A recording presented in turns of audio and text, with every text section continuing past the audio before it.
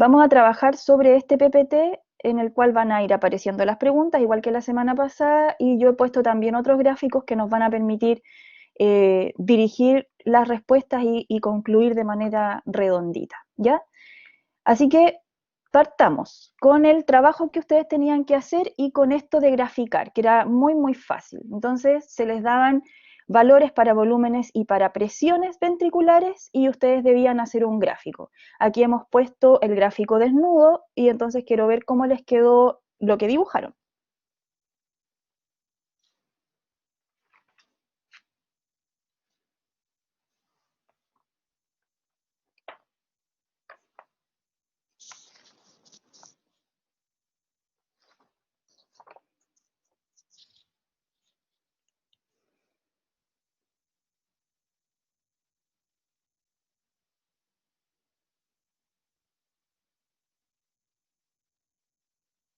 Siento que me están poniendo los números de volumen en el eje de presión.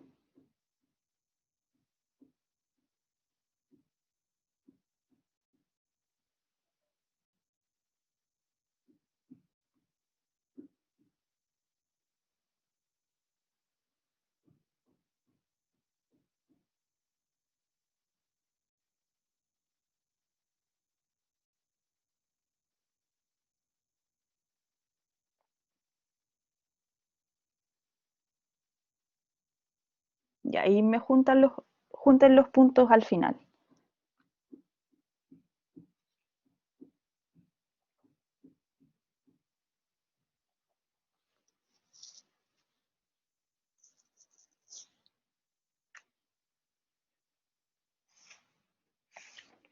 Ya, correcto.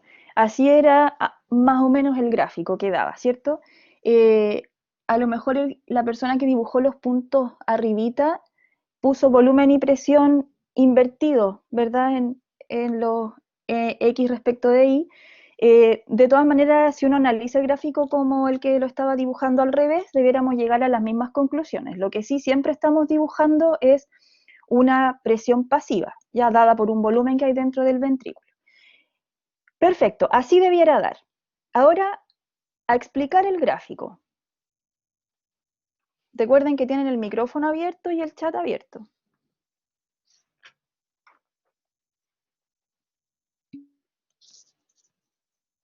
Ya, primera conclusión súper importante. A medida que aumenta el volumen, como dice Diego, mayor presión en la pared del ventrículo. Perfecto. ¿Esa relación, Diego, es lineal? Correcto, no es lineal. Entonces, decíamos exactamente, y decíamos en la clase que íbamos a reconocer como 3 fases de esta curva ascendente. ¿Qué 3 fases íbamos a reconocer?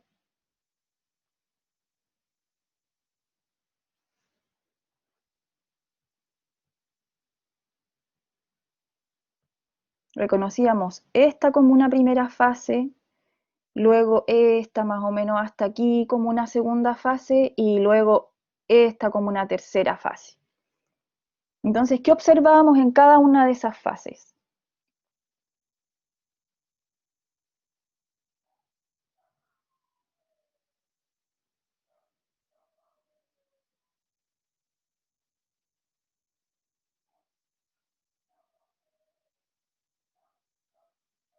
¿Sí? ¿No? Antonia, Emilio.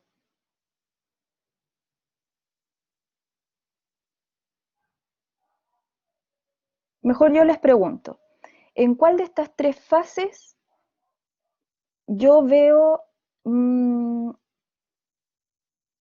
la menor complianza del ventrículo? ¿En la 1, en la 2 o en la 3?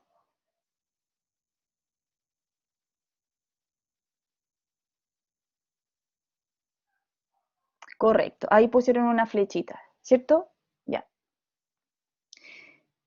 ahí viene más gente.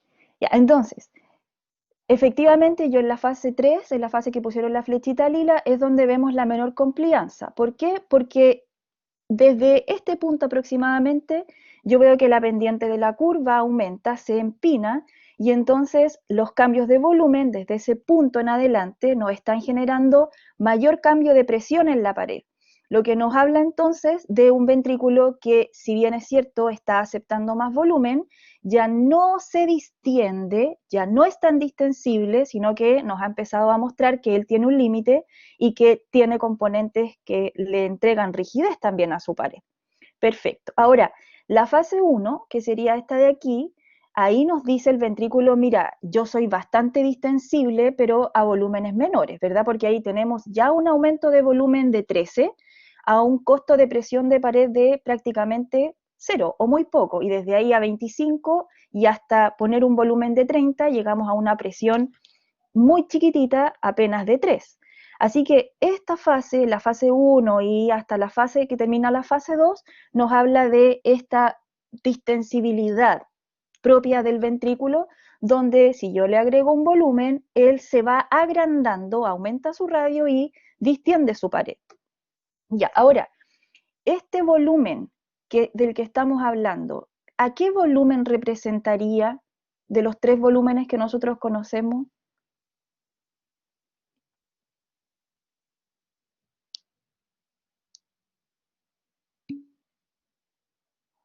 Al volumen diastólico, ¿cierto? O al volumen diastólico final, si alguien lo escribió ahí también, correcto, pero es al volumen de llenado.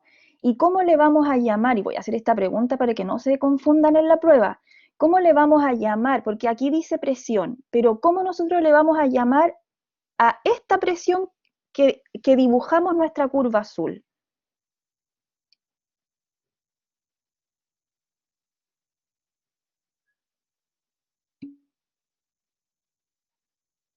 Tensión.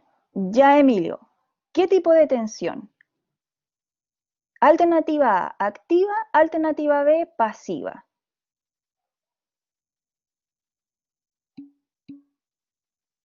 Ya, ya, perfecto. Entonces, tomando lo que dice Emilio, tomando lo que dice Antonieta y Daniela, es correcto, esto nos habla de tensión pasiva, ¿cierto?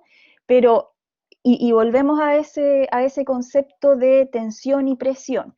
Como aquí nosotros lo que estamos graficando, es la presión, nosotros a esta presión que fuimos marcando en cada punto le llamábamos presión diastólica intraventricular, ¿ya? Les vuelvo a repetir esa frase porque cuando en la prueba diga presión diastólica intraventricular, no se tienen que imaginar el valor de 80 para la presión aórtica. Estamos hablando de presión en la fase diastólica, pero dentro del ventrículo. Aunque se llame presión diastólica, lea si viene una palabrita después. Si dice intraventricular, nos estamos refiriendo a esta curva específicamente, no a la presión de la aorta. Ya, entonces, exactamente, Daniela, exactamente. La presión generada, esta presión generada sobre la pared ventricular es la precarga, porque la precarga es una presión, es una tensión sobre la pared. Ahora, ese llenado, ¿cierto?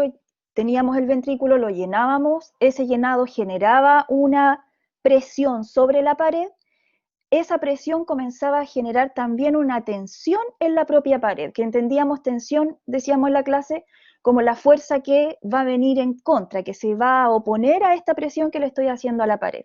Así que cada vez que más volumen yo pongo, ¿verdad? Más aumento la presión en la pared, y si más aumento la presión en la pared, en contra se va a poner una fuerza que se llama tensión pasiva. Pero decíamos en la clase que la tensión pasiva a nosotros no nos sirve para levantar una carga. Con tensión pasiva yo no levanto una pesa en el gimnasio, yo levanto la pesa con una tensión activa, que es la que va a venir en la contracción. Ya, así que mientras más tensión pasiva yo tenga, da lo mismo, no me voy a poder el volumen de sangre, yo debo tener contracción y por lo tanto tensión activa. Ya, ¿qué más podemos decir de este gráfico? ¿Hay algo más?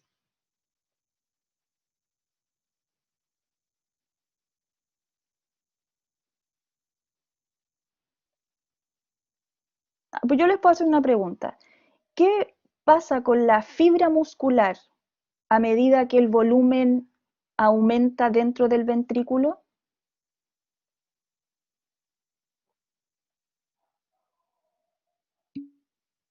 Correcto. Ya, ahí hay dos cosas importantes. Daniela dice, la fibra se estira, perfecto, y al estirarse, por supuesto que también estira y cambia la geometría de los sarcómeros que están dentro de ella. Y Diego dice, primero es isométrica y después es isotónica. Correcto, Diego.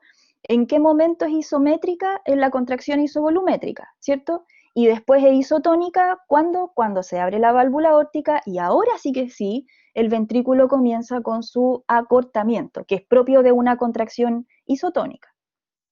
Ya. Deduzca los factores que determinan, así había quedado a mí la curvita, deduzca los factores que determinan el volumen diastólico final. Y para eso entonces ponemos como apoyo esta imagen, a ver qué van a decir, qué dirían.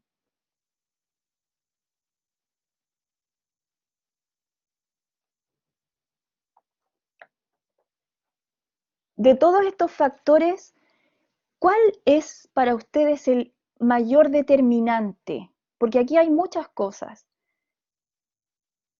pero lo que las otras cosas hagan va a depender de uno de los factores que está en esta gráfica, en este esquema. Ya, alguien ahí puso una flechita y una pregunta. Depende del retorno venoso, pero yo puedo tener un retorno venoso espectacular. Si cae ese retorno venoso dentro de un ventrículo con poca complianza, ¿me va a haber servido de algo el aumento del retorno venoso, de la presión venosa? ¿Cierto, Diego? O sea que es cierto que el retorno venoso es súper importante en nosotros de manera fisiológica, pero ese retorno venoso,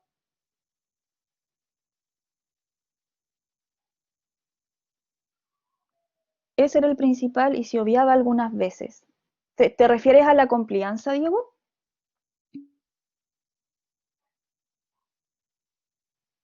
Ah, ya, sí, sí, correcto. Entonces, por lo que decíamos, ¿cierto? Porque el retorno venoso es súper importante, pero es importante que ese retorno venoso pueda entrar y caer y llenar a un ventrículo que tenga una alta complianza.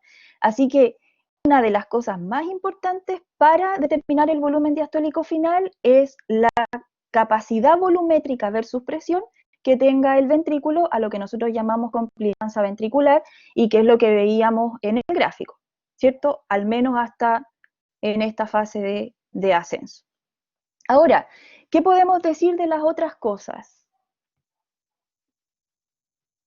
Después de la complianza ventricular, ¿cuál sería el otro factor muy relevante en condiciones fisiológicas? Ahora sí que estoy de acuerdo con el que había puesto la flecha aquí, ¿cierto? Que aparte de tener un ventrículo con alta capacitancia, ojalá podamos manejar buenas presiones venosas centrales para el aumento del retorno venoso. De eso va a depender, decíamos en la clase, o la presión venosa central va a depender de la complianza que tengamos en las venas y ojalá que tengamos menor complianza. De esa manera entonces, cuando la complianza de la vena disminuye, si nos vamos a la fórmula de complianza, entonces tendríamos un volumen determinado, pero a ese volumen le estaríamos ejerciendo mayor presión. Cuando la complianza disminuye de la vena, ¿cierto? Y si a ese volumen yo le impongo presión, es decir, lo comprimo, ¡pum!, lo eyecto, le entrego energía cinética y le permito que avance.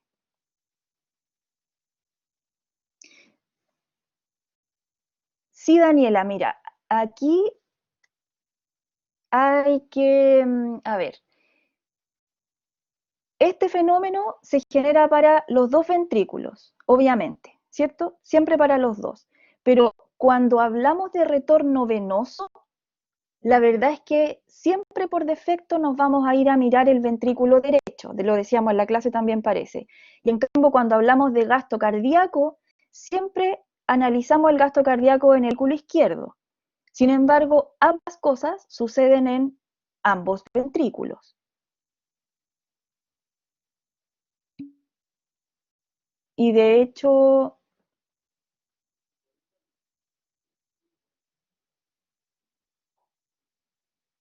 claro, aquí nos estaban poniendo como ejemplo el ventrículo izquierdo, que podría ser, eh, que va a ser llenado por la sangre que viene desde el pulmón, ¿cierto? Pero cuando nosotros hablamos de retorno venoso, que es el concepto que de hecho que manejamos aquí, nos estamos refiriendo a, al retorno venoso al lado derecho. Ahora, esas palabritas también vamos a tratar de ponerlas en las pruebas, ya si es que estamos hablando del izquierdo o del derecho, para no dejar lugar a ninguna confusión.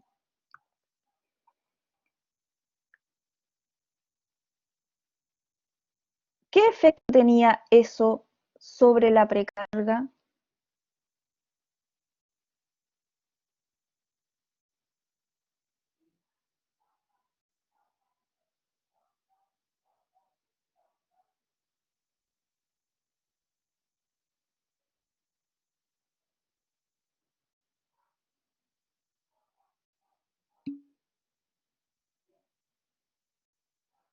A más presión, más precarga.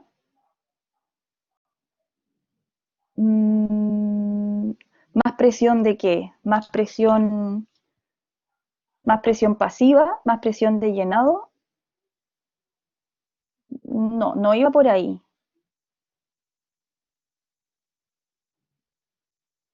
¿Por qué a mayor presión aórtica aumentaría la precarga? Que eso dice el esquema. Un punto para el que se acuerde. ¿Qué pasaba cuando aumenta la presión aórtica? ¿Eyectamos más o eyectamos menos?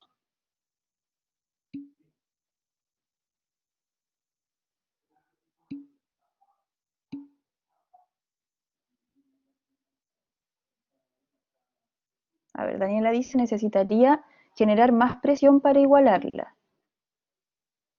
Cuesta más eyectar, tiene que aumentar la presión del ventrículo. Ya, siento que se están yendo muy a lo de presión. No se metan con presión, métanse con volumen y pregúntense, si tengo una mayor presión aórtica, dice Antonieta, voy a eyectar menos. Diego dice, voy a eyectar menos. ¿Y por qué eyectar menos aumenta la precarga? No, es más fácil de lo que están pensando. ¿Qué va a pasar con el volumen sistólico final? Tienen que ir como mirando hacia atrás. Exactamente, exacto. Lo que dice Diego, lo que dice Luis, lo que dice Daniela, exactamente. Si la presión aórtica aumenta, entonces el volumen sistólico disminuye, el volumen sistólico final aumenta. Y si aumenta lo que me queda, al próximo ciclo cardíaco voy a volver a poner por sobre ese volumen que me había quedado y eso va a aumentar la precarga. Entonces, claro, ustedes estaban como mirando para que siga el ciclo hacia adelante y en realidad aquí el análisis de estas dos variables hay que mirar hacia atrás, ¿cierto? Lo que me quedó y ahora eso que me quedó se va a sumar a lo que viene en el próximo ciclo. Ya. Y esta que también es una variable importante, pero que la vamos a mirar cuando lleguemos al final de esta guía. El aumento de la contractibilidad, por supuesto que también podría generar un aumento en la precarga. Ya, grafique el volumen eyectado, volumen sistólico, nosotros lo conocemos también, pero V significa volumen de eyección o de expulsión en función del VDF. ¿Cómo les quedó este grafiquito?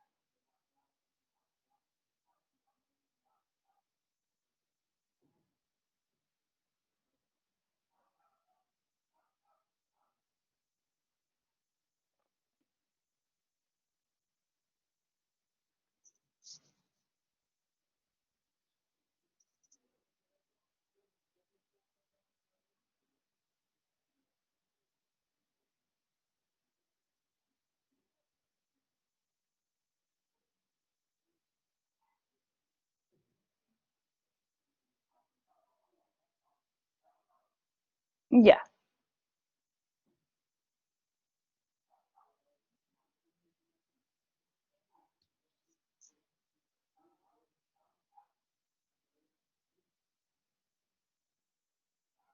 ¿sí? ¿Todos hicieron lo mismo?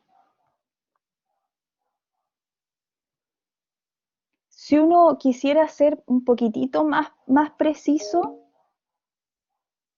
sí, Luis. Eso parece que es lo que va a decir Luis, lo que dijo Francisca. A ver, Luis. Sí, era algo similar. Lo que pasa es que en estos casos es importante entender que, claro, el volumen diastólico final nunca parte en cero, porque si nosotros asumimos que parte en cero, estaríamos hablando de un corazón colapsado. Siempre tiene que tener un volumen dentro de él, por eso siempre nunca parte en cero y parte un poco más arriba. ¿Cierto? Exacto, que era lo que justamente parece que estaba diciendo Francisca. Entonces, no vamos a partir, claro, y entonces estaríamos más de acuerdo con este que dibujaron ahí, ¿cierto? Aunque el monito más correcto,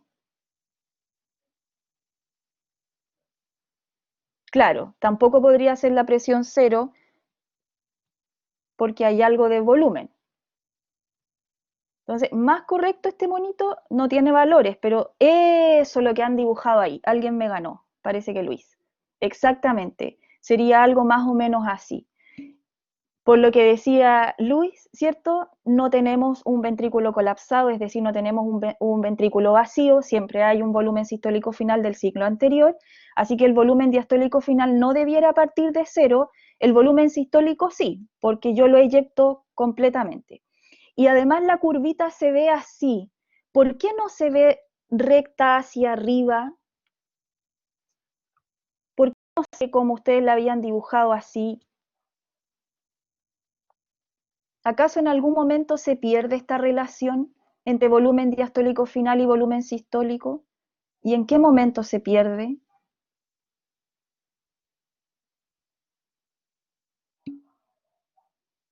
Exactamente, Francisca, exacto, porque el sarcómero tenía una longitud óptima o máxima, ¿cierto, Francisca? Y cuando alcanzamos esa longitud y la sobrepasamos, entonces toda esta relación se invierte, aumenta mucho la tensión pasiva, que en el fondo no nos sirve de nada, disminuye mucho la tensión activa, que es la tensión que necesitamos para la eyección, y finalmente, como tenemos poca tensión activa, terminamos eyectando un volumen menor.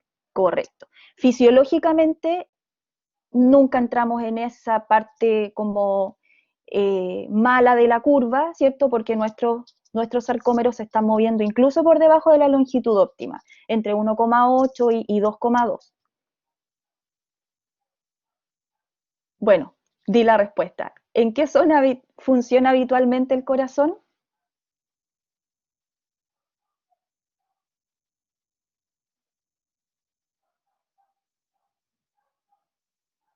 Ahí está preguntándonos por los valores,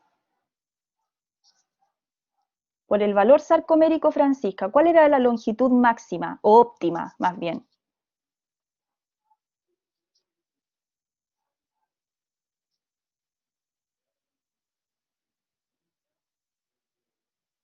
¿Cuál era el número, se acuerdan? 2,4. Correcto, Daniela. 2,4 micrómetros, exactamente. Ese era lo máximo.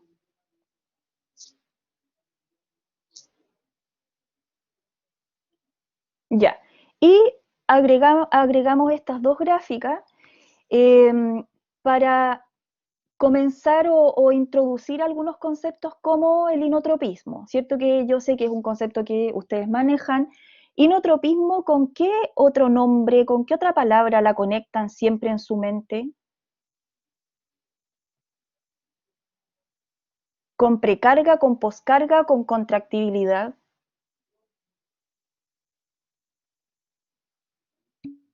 Correcto, Francisca, exactamente, eso es lo correcto. Siempre relacionar inotropismo con contractibilidad. Entonces, este gráfico de aquí dice que si nosotros comparamos a tres corazones o a tres fibras en las que hemos modificado el inotropismo, a un mismo volumen diastólico final, o sea, si comparo, voy a tomar, se supone que eso me debió haber quedado recto, a ver, espérenme. Eso, si tiro una recta ahí y comparo cómo se comporta a este BDF, a este BDF y a ese BDF, ¿qué va pasando con los volúmenes sistólicos? Por ejemplo, cuando la contractibilidad aumenta,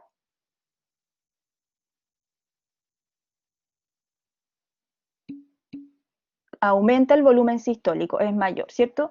Y cuando la contractibilidad disminuye, el volumen sistólico, tal como se muestra acá, disminuye, ¿cierto? A un mismo llenado, a un mismo valor de volumen diastólico final. Aquí quiero simplemente decir una cosita. Me consultaron por correo un compañero que por qué que no le calzaba que cuando aumentaba la contractibilidad aumentara el volumen sistólico y disminuyera el volumen sistólico final, porque se supone que al aumentar la contractibilidad el corazón tenía menos tiempo para llenarse y si menos se llenaba, entonces lo lógico era pensar que menos eyectaba.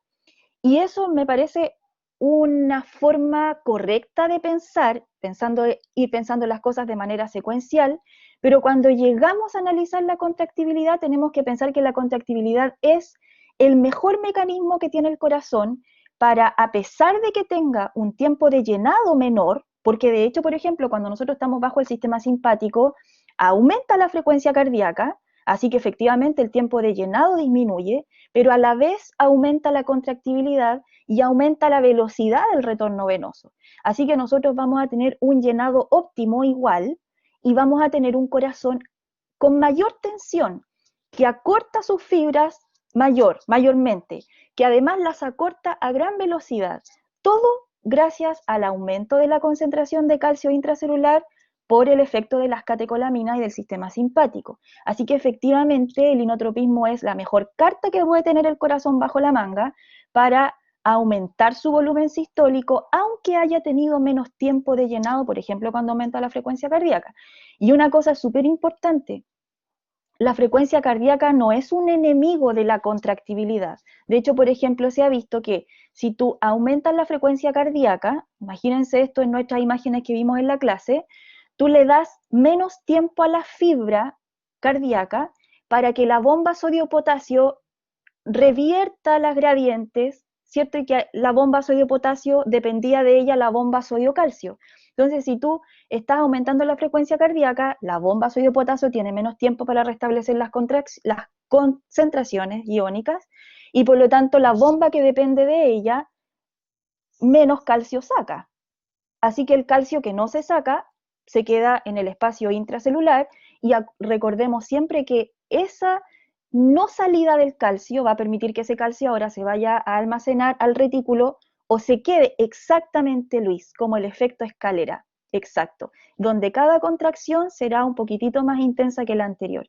Así que aumento de frecuencia cardíaca y contractibilidad no son cosas contrarias, de hecho, la una coopera con la otra. Ya, por eso decimos que el inotropismo es lo mejor que tiene el corazón, es cuando más aumenta su eficiencia. Ya, y se acuerdan de esta gráfica, ¿cierto? ¿Qué decía esa gráfica?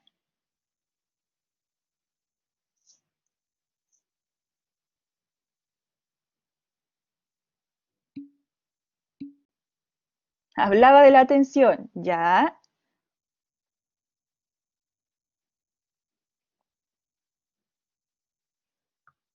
Esta curva que sube representaba la curva que nosotros dibujamos en la pregunta anterior, ¿cierto? Es decir, cuando yo pongo un volumen diastólico mayor, la presión va aumentando hasta este punto, que es un aumento considerable de presión.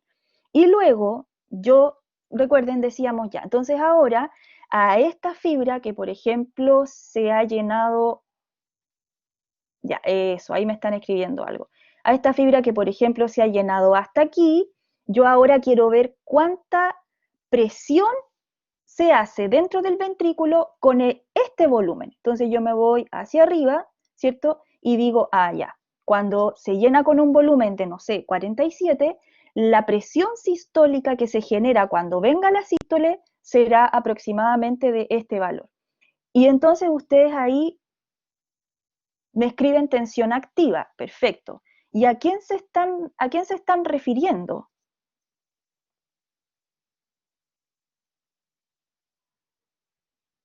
Cuando ponen tensión activa.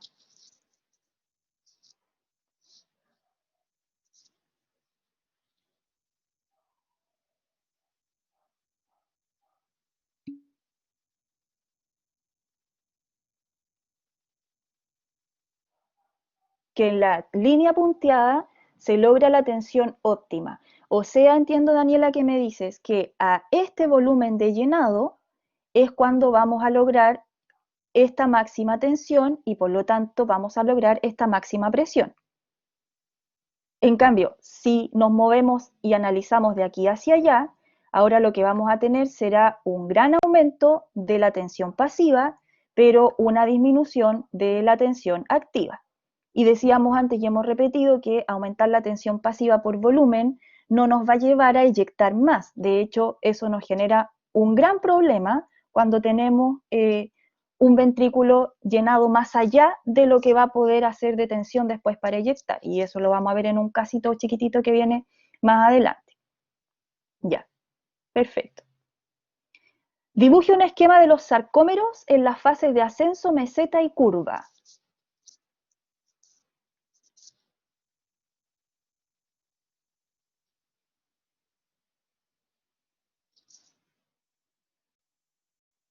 Solo para el cardíaco, aquí en la imagen aparece el esquelético, pero ese no lo estudiamos aquí.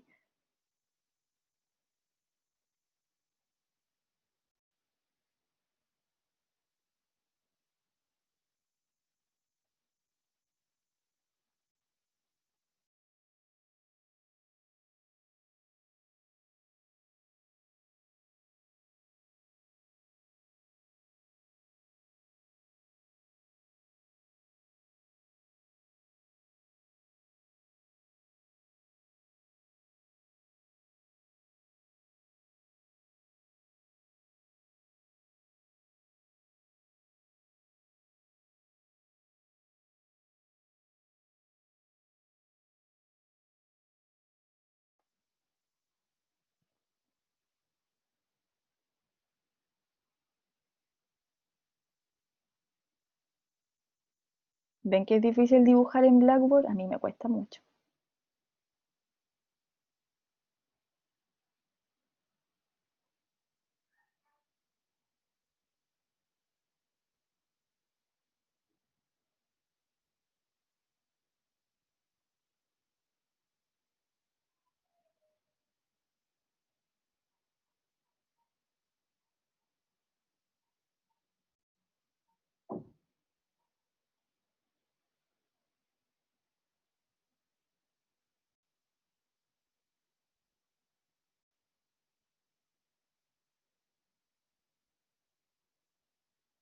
Ya, más o menos ahí, ¿cierto?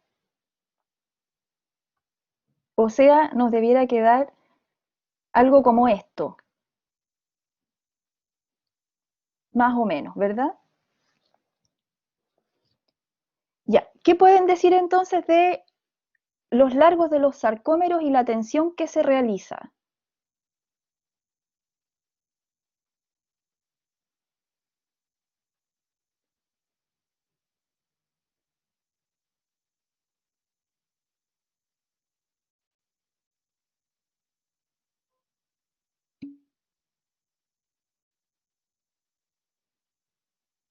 Mientras más largo, más tensión.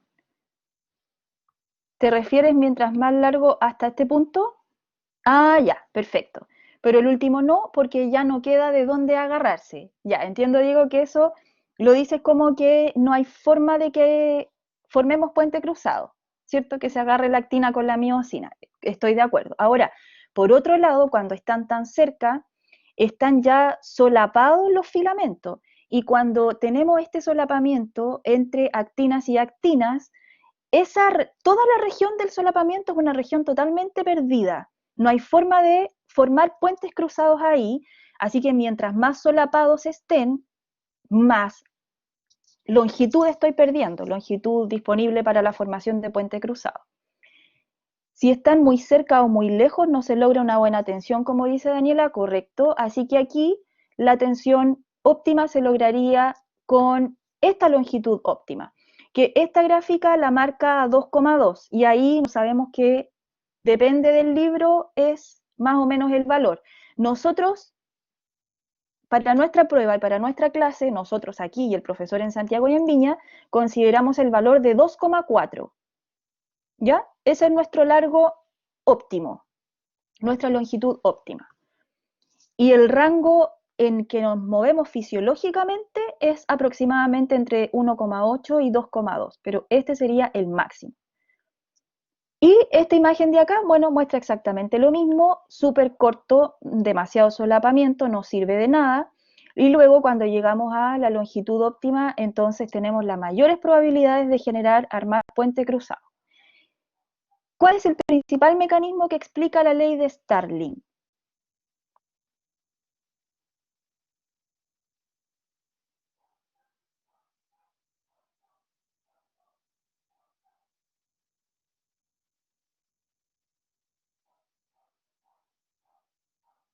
¿Qué dice la ley de Starling, chiquillo, a grandes rasgos? ¿Cómo la entendieron en la clase?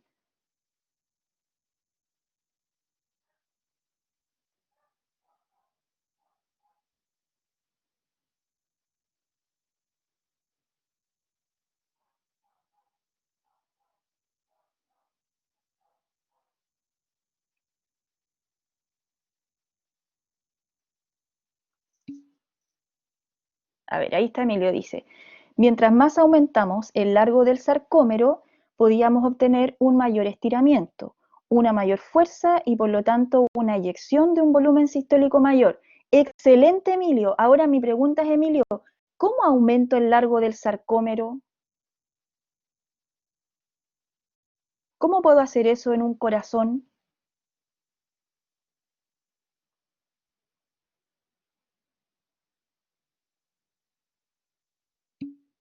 Llenándolo, ¿cierto, Daniela? Exactamente. Así que al inicio de la frase de Emilio, que está súper, súper buena, yo pondría, mientras más volumen pongamos sobre el ventrículo, más aumentamos el largo del sarcómero y todo lo que sigue en la frase es correcto, ¿cierto? Así que la ley de Starling, ¿con cuál de los tres volúmenes que nosotros conocemos se relaciona más?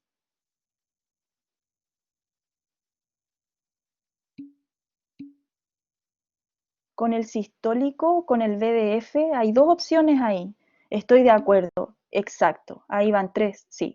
Con el volumen diastólico final, ¿cierto? Exactamente. ¿Y con qué de estos tres conceptos, poscarga, contractibilidad o precarga? Muy bien, exactamente. Esos tres palabritas siempre manténganla como familiares. Precarga, ley de Franz-Starling y volumen diastólico final, efectivamente, porque el uno va dependiendo del otro.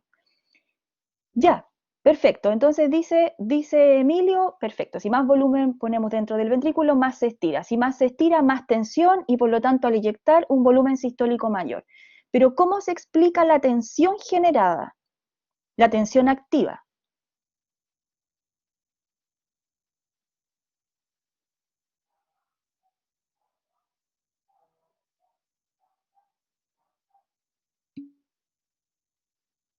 Ya, a ver, Emilio, sí, en parte sí. ¿Qué hacía la titina, Emilio, para permitir un aumento de la tensión activa?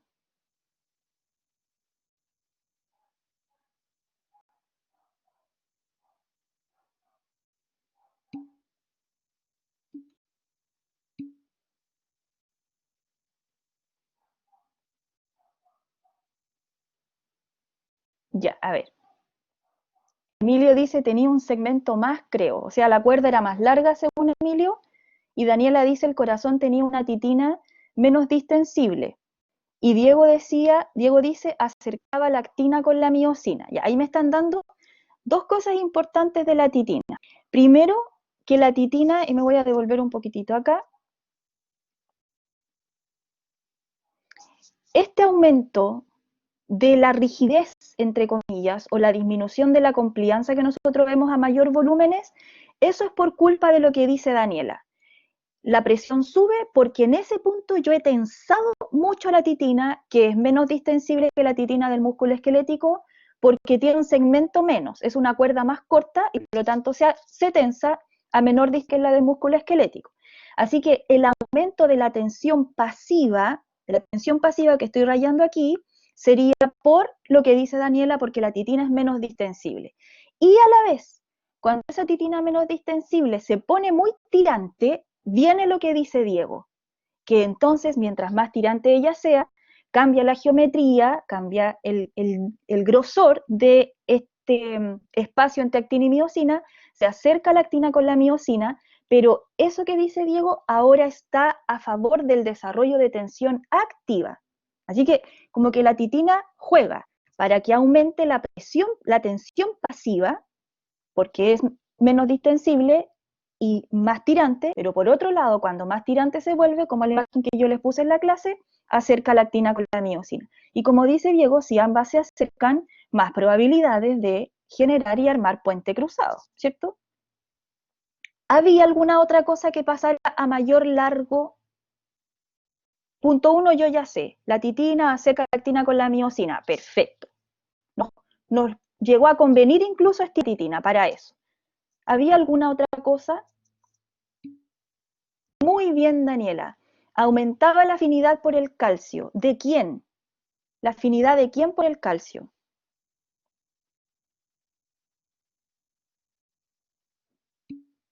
Muy bien, de la troponina C, ¿cierto? Y yo les puse un gráfico ahí donde veíamos que incluso a valores menores de la concentración de calcio intracelular había más desarrollo de tensión, lo que nos estaba acusando que para desarrollar tensión la troponina C se tiene que unir con el calcio. Entonces, nos demostraba que mientras más largo era ese gráfico que yo les puse, mientras más largo era, mientras más estiramiento, aún con menor calcio intracelular íbamos a tener un mayor desarrollo de tensión.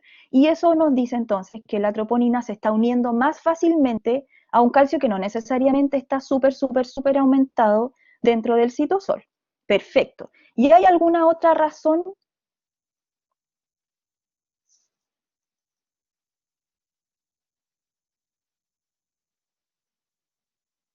Que también se las conté en la clase.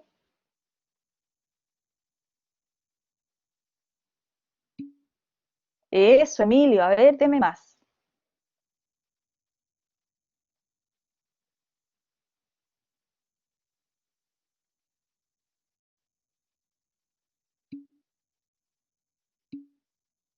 Eso, ¿cierto? Sí, Luis le aplaude, efectivamente. Esa es la tercera razón importante. En, la, en el sarcolema, en la membrana plasmática de la fibra muscular, nosotros chiquillos tenemos muchos canales de distinto tipo y con distintos agentes que estimulan, ¿ya? Ahí nosotros el que vimos más importante del canal de calcio, el CAF 1.2, ese es uno de los más importantes, pero yo les voy a compartir un paper que pueden leerlo como lectura complementaria, pero habla de la gran cantidad de diversos canales que podemos tener en la membrana. Y entonces, uno de estos canales que ahora, en este momento, cuando hablamos de franestalidad, adquiere importancia, es este tipo de canales que se llaman TRP. TRP, así, TRP. Ah, no estoy escribiendo. TRP. Hay unos que se llaman TRP, TRPM, dependiendo de con quién los hayan descubierto. Y esos son, como dice Emilio, sensibles al estiramiento. Una cosa importante, y aquí yo les retroalimento porque me llegó una duda en la que quien me escribía pensaba que este estiramiento era para abrir a R y R. Ya, entonces me decían en el correo, pero profe, el acoplamiento mecánico no era en el músculo esquelético, ¿por qué ahora hay estiramiento para abrir a R y R? Y no, quien se abre por estiramiento es el canal de calcio en la membrana. De ahí el calcio entra y ese calcio que entra gatilla la apertura de R y R, entre otras cosas. Ya, pero no es que exista entre este canal un estiramiento de R y R por acoplamiento mecánico, porque eso era propio del músculo esquelético y no del cardíaco. Ya, perfecto, ahí tenemos las tres cosas que han nombrado entonces ustedes: la afinidad, el cambio de la distancia actina-miosina por la tirantes de la titina y los canales de calcio que se abren por estiramiento. Muy bien. Ya. Un paciente con insuficiencia cardíaca tiene la frecuencia cardíaca aumentada, taquicardia, el VDF aumentado y el gasto cardíaco disminuido.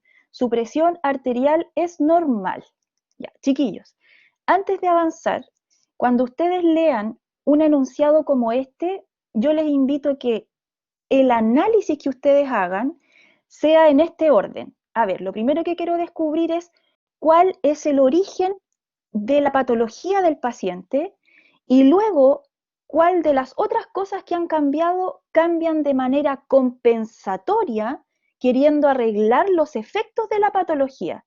¿Me entienden? O sea, necesito primero mirar dónde está el origen, cuál es el problema, y luego mirar, esto está aumentado o disminuido para compensar lo que está pasando en este paciente. Entonces, yo les pregunto, porque este caballero tiene alta frecuencia cardíaca, el VDF aumentado, el gasto cardíaco disminuido, pero la presión arterial está normal. Entonces, les pregunto a ustedes, según lo que leen, ¿cuál es el problema aquí de todas estas variables? ¿Cuál es la problemática?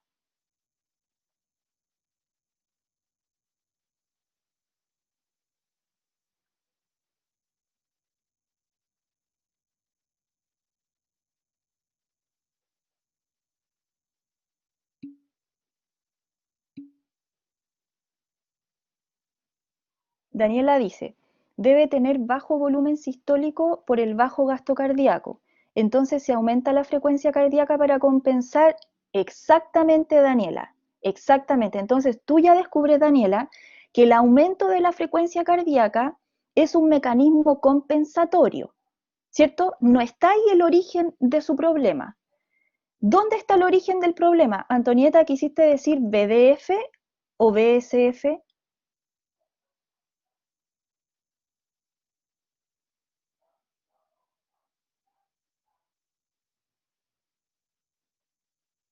Antonieta.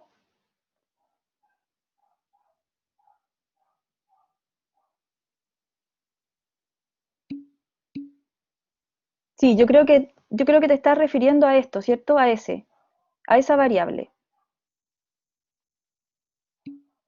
Ah, ya, ya. Entonces, tomando lo que dice Antonieta y lo que dice Daniela, efectivamente este paciente tiene un BDF aumentado. Como tiene un BDF aumentado, se llena más. Yo podría pensar que si se está llenando más, se aplica Fran Starling fisiológico y si se está llenando más, debiera eyectar más. Pero tal como concluye Daniela, esto me dice que el gasto cardíaco está disminuido. Entonces yo pienso que él no está eyectando más, sino que ha entrado en un BDF ya patológico. Y la insuficiencia que tiene entonces no le permite que a mayor BDF se cumpla la ley de mayor volumen sistólico. Así que, tal como dice Daniela, nos llenamos más, pero eso no implica que estemos inyectando más. De hecho, implica que estemos inyectando menos y el gasto cardíaco está disminuido. Cuando el gasto cardíaco disminuye, ¿qué le debiera pasar a la presión?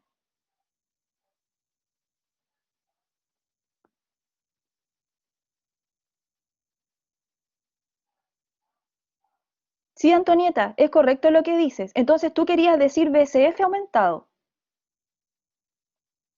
que no quería, no sabía de dónde querías partir el análisis.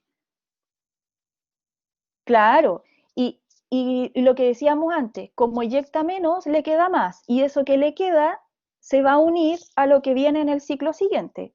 Así que es como lo que comentábamos en unas diapos antes. Ya, entonces sí querías decir BCF. Sí, me parece correcto también ese análisis. Ya, entonces, gasto cardíaco disminuido. ¿Qué le haría eso a la presión arterial si el gasto cardíaco disminuye?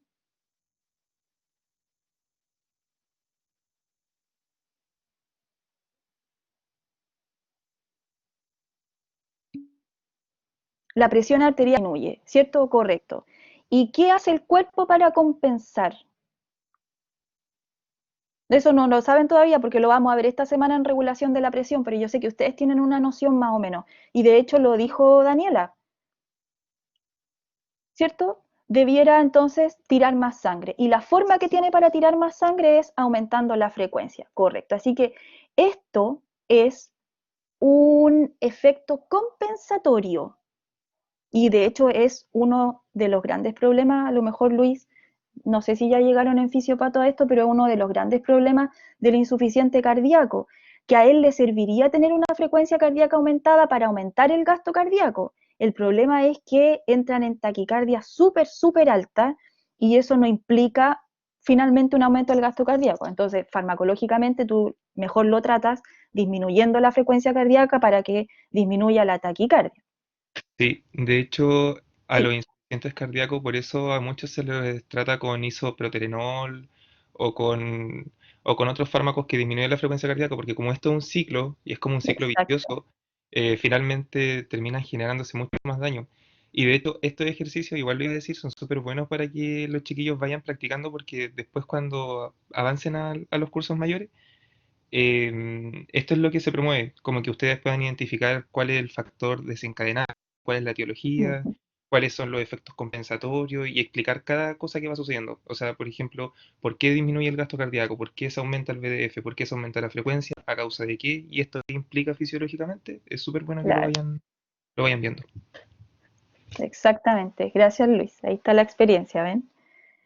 Oye, y resulta lo que quiere el cuerpo, ¿no? Porque el gasto cardíaco disminuyó la presión arterial, pero aumentó la frecuencia cardíaca para compensarla. Y al menos esa compensación para la presión, resultó en este paciente, para la presión. Sí, Daniela, estoy de acuerdo contigo porque el caballero tiene la presión arterial normal, pero tiene esa variable normal, pero tiene otras variables cardiovasculares bastante desenfrenada, ¿cierto? Desequilibrada. Ya, perfecto.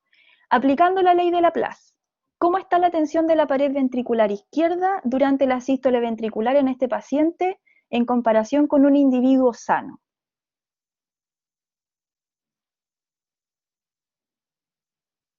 Entonces aquí yo les puse esta imagen, que también la pusimos en la clase.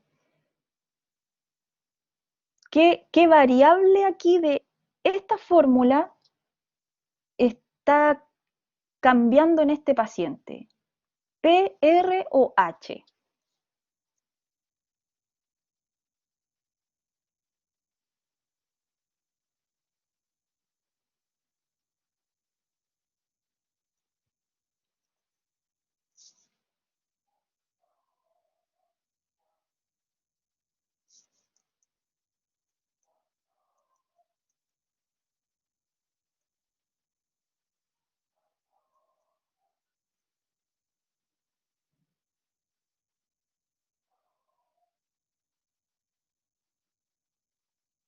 Ya, ahí me escriben que lo que está cambiando es P.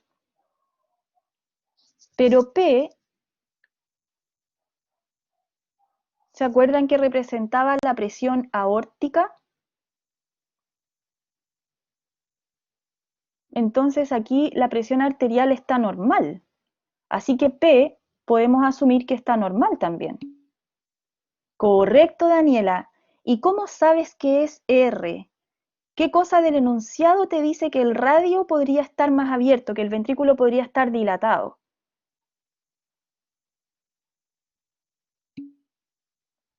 Correcto, por el VDF aumentado. Exactamente, exactamente. Oye, aquí ustedes piensan que este paciente, si estuviera remodelando el ventrículo, ¿tendría una remodelación concéntrica o excéntrica?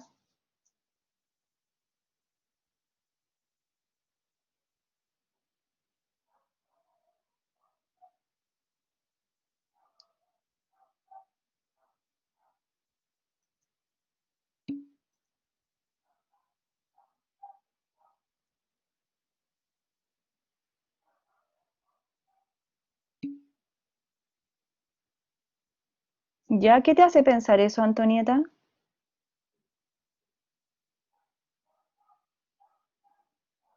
Aunque de seguro nos falta información, pero quería saber si qué pensaban.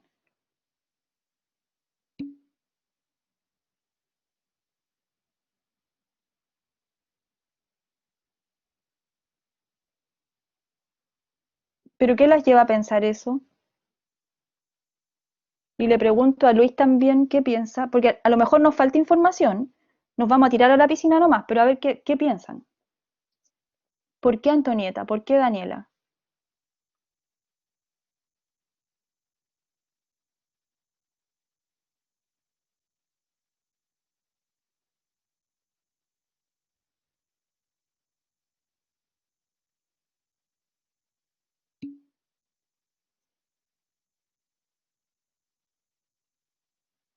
Ya,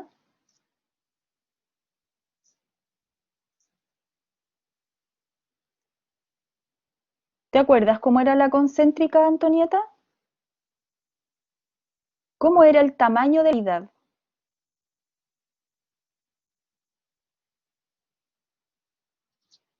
¿Más grande o más pequeño?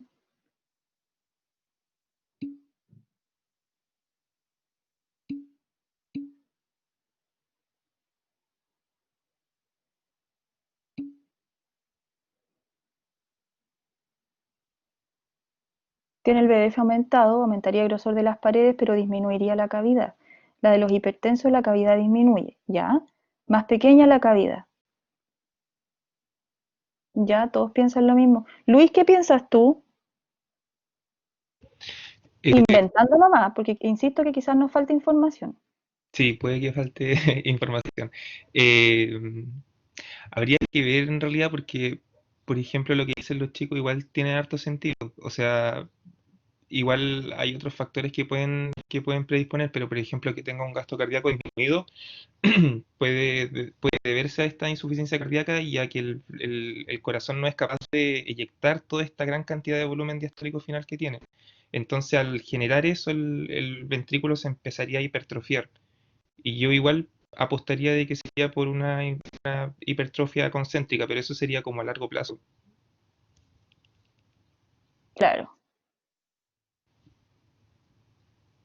sí, yo en cambio pienso que es un ventrículo más dilatado. Pero eso sería inicialmente. Claro, como una remodelación compensatoria al inicio, sí, Claro, sí, eso sí. porque tengo el BDF aumentado y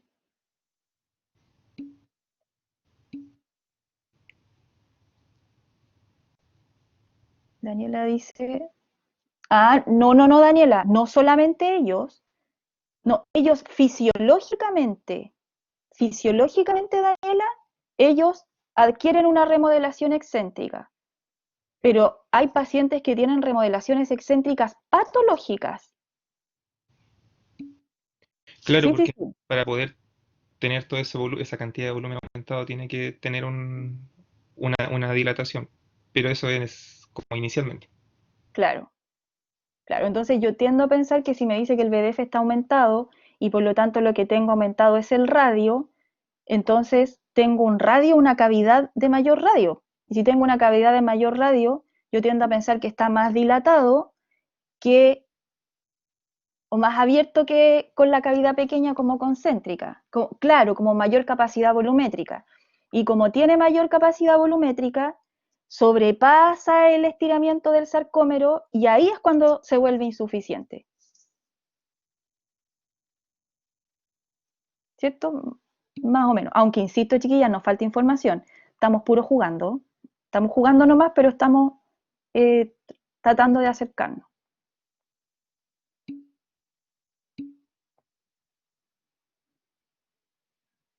Ah, Antonieta, ya, sí. Entonces, ¿cómo debiera regular? Ya, estoy de acuerdo con lo que dice Antonieta. Yo creo que Antonieta está mirando lo que hay acá abajo en la variable, ¿cierto? Lo que hay ahí. Que efectivamente el aumento del radio, que es lo que pasa en este paciente por aumento del BDF, nos va a llevar a un aumento de la tensión. Y esa tensión es realmente la poscarga. Ahora Antonieta dice, ¿cómo vamos o cómo haría el corazón para superar eso? Aumentar su grosor. Y al aumentar su grosor para compensar a más largo plazo, estoy de acuerdo que ahora remodelaría de manera concéntrica, es decir, aumentando el grosor de pared y al final disminuyendo el radio de la cavidad. Ahora sí te entendí, Antonieta. ¿Cómo está el consumo de oxígeno de su corazón?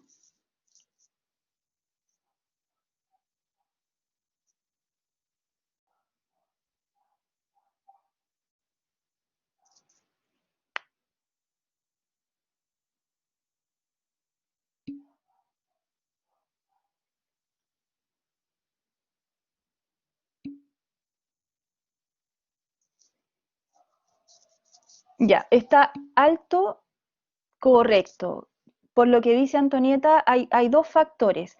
El más importante es que el aumento del radio aumenta la tensión de la pared, que en el fondo es la poscarga. Y recuerden que si aumenta la poscarga por aumento del radio y aumenta la tensión, vamos a tener que aumentar la tensión que desarrollemos en la fase isométrica, o sea, en la contracción isovolumétrica, que era la fase donde juntábamos, decíamos, la tensión para abrir la carga que se nos impone, que es la poscarga. Así que el consumo de oxígeno está aumentado primero por el aumento de la tensión de pared, es decir, el aumento de poscarga, y segundo, que de hecho está aquí, también podríamos pensar que esta taquicardia nos lleva a un consumo alto también, aunque ella es la compensatoria, ¿cierto? Así que la pondríamos como en segundo lugar. El más importante es el aumento del radio provoca el aumento de tensión, pero es correcto lo que dice Antonieta, nombrar la frecuencia cardíaca, sí. Aquí entonces varias cositas que hacen que el consumo de oxígeno y por lo tanto la producción de ATP cambie dentro de un corazón. El aumento de la frecuencia cardíaca, el aumento del inotropismo, el aumento de la poscarga, que es de todas las más determinante y la más importante, y el aumento de la precarga, que tal como dice allá abajo, no tiene un efecto tan relevante. Sí, ahí está correcto, es alto. ¿Cómo está el trabajo expulsivo?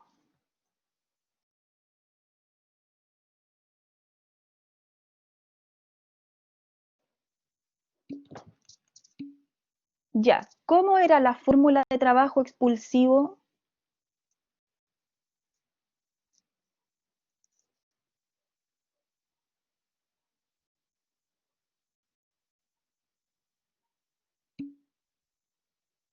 Perfecto, Antonieta, presión por volumen.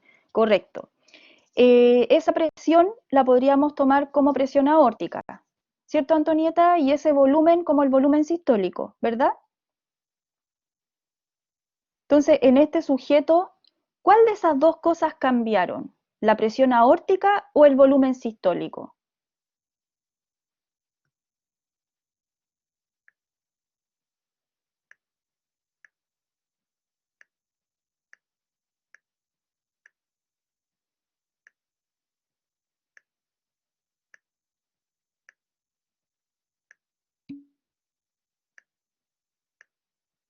Ay, perdón. Correcto. ¿Y qué le había pasado al volumen sistólico, perdón?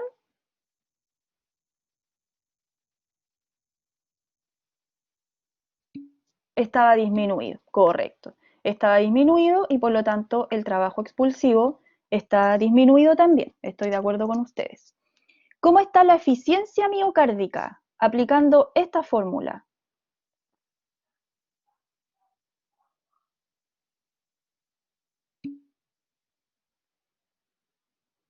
Baja. ¿Por qué está baja? Porque el trabajo expulsivo, ¿cómo dijimos que estaba? Disminuido. ¿Y cómo estaba la energía consumida según lo que contestamos en la diapo anterior? Correcto, el consumo de oxígeno estaba alto, o sea, estamos trabajando súper mal, porque deberíamos tener a mayor consumo, mayor trabajo expulsivo, lo que resulta entonces en un valor de eficiencia miocárdica disminuida. Correcto. En base a lo anterior, ¿cuán conveniente es aumentar el volumen eyectivo por la ley de Starling? ¿Es recomendable en este paciente, sí o no? ¿Y por qué?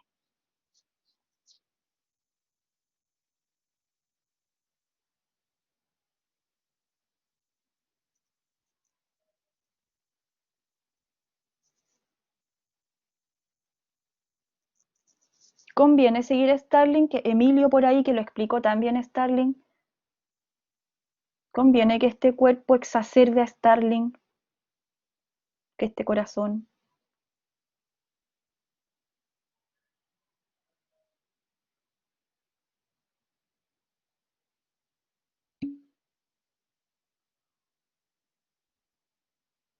Sí, eso es muy importante.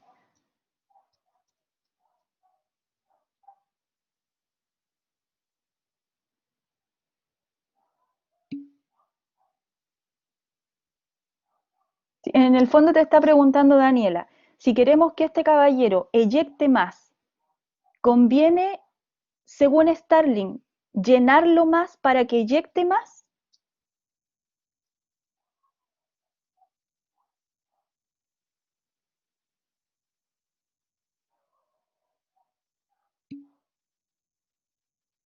Sí, eso dice Antonieta, cómo relacionar Starling, eso dice.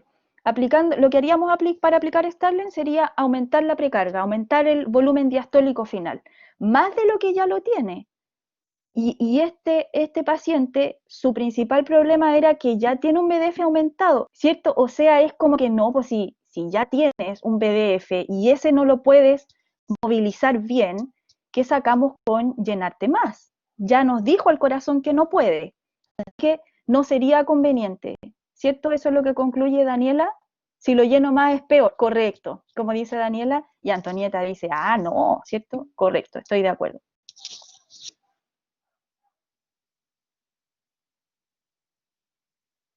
Pero ¿cómo sé cuando pasé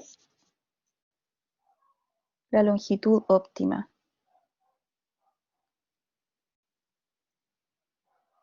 A ver, Antonieta, no entiendo tu pregunta.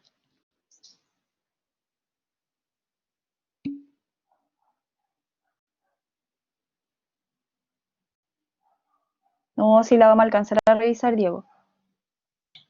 Profe, por el micrófono mejor porque va a ser muy enredado por texto.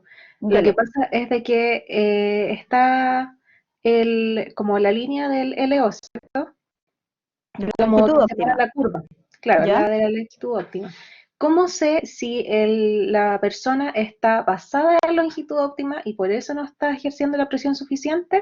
¿O bien está antes de la longitud óptima? Porque está funcionando muy mal, algo así. Como, como que la diferencia es menor, el delta es menor. Mm, Es que me acuerdo del gráfico, tengo el gráfico, estoy pensando en el gráfico, pero no sé si es este mismo que está acá. Parece que sí o no. el gráfico de la clase, Sí, eh, mostramos hartos, pero en el que mostramos la longitud fue otro distinto. Pero es que aquí, a ver, una cosa, Antonieta, es que es súper difícil saber en un corazón entero y dentro de una persona si superamos la longitud óptima, pero tenemos indicadores para saberlo y cada vez que nosotros tengamos mayor BDF, pero que tengamos un volumen sistólico menor y que la relación se pierda entre esos dos, entonces podemos asumir que hemos superado la longitud óptima del sarcómero. Así que lo que este caso dice es que aunque tienes un BDF aumentado, estás eyectando menos. Así que la evidencia nos dice que al parecer ya sobrepasamos esa longitud. Y eso se junta que además tenemos un corazón insuficiente, y un corazón insuficiente no significa que sobrepasaste simplemente la longitud, sino que hay patología en otras cosas también. Así que si aquí lo llenas más por Starling, la longitud óptima quedó atrás hace rato, Antonieta. Ya estás moviéndote en la parte mala de la curva. ¿Ya? La F. ¿Cómo está la fracción de expulsión del paciente?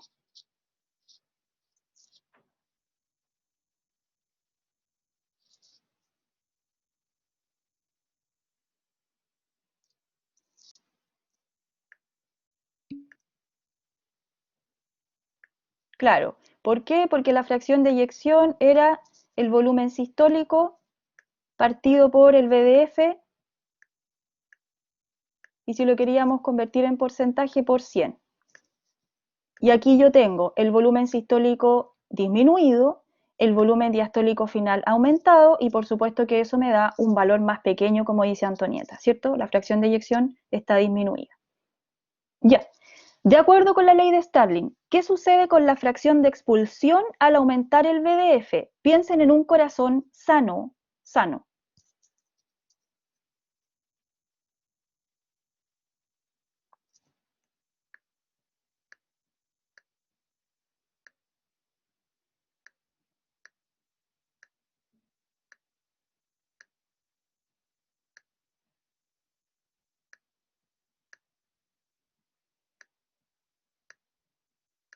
Ya por los demás que tengo conectados, aparte de Daniela y Antonieta,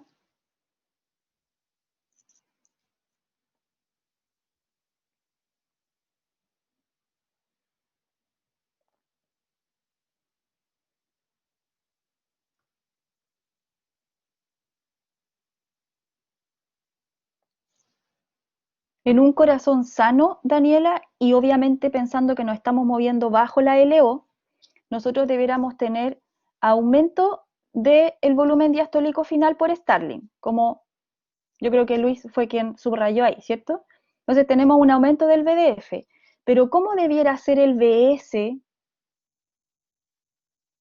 Proporcional, más, menos, aumenta también, exactamente, también aumenta. Y en un corazón sano, bajo el LO, el aumento debiese ser proporcional. Así que aquí te llenas más, pero eyectas más también, proporcional a lo que te llenaste. Así que, ¿qué va a pasar con la fracción de eyección? No pasa nada. En condiciones normales se mantiene. Correcto, Diego, correcto, Francisca. Exactamente. 5. En la ¿Sí? pregunta 4 igual sería bueno de que quizás para ayudarse de eso pudiesen ver el gráfico, porque Frank Starling cuando hizo esto, bueno, probablemente quizás si hubiese seguido vivo se hubiese dado cuenta de que la curva, que no era una recta, sino que era una curva, pero es como constante. Claro. Entonces, uy, entonces, ahí quizás podrían verlo así, que como es constante, finalmente el volumen eyectivo, o sea, la fracción eyectiva se mantiene. Pero obviamente esto Exacto. realmente no pasa, porque nosotros sabemos que cuando aumentamos excesivamente el BDF, ¿cierto? Después ocurre esto. Claro, o sea, esta relación se mantendría hasta la LO. Claro. Exacto, sí, correcto.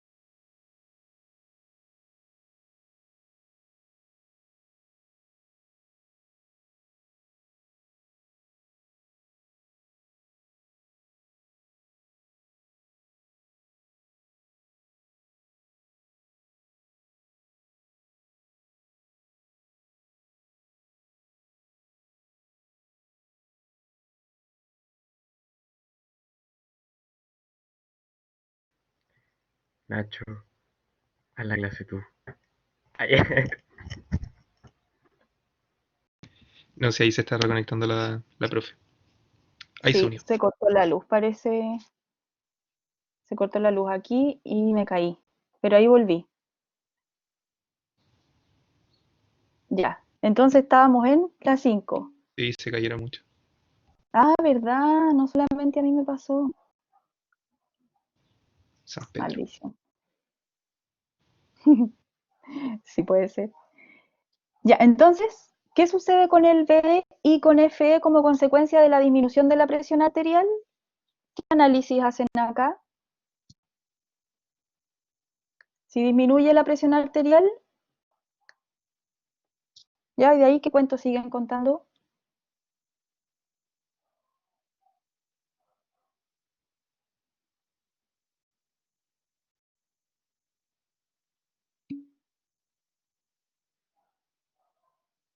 Ya. ¿Por qué aumenta el BS, Diego?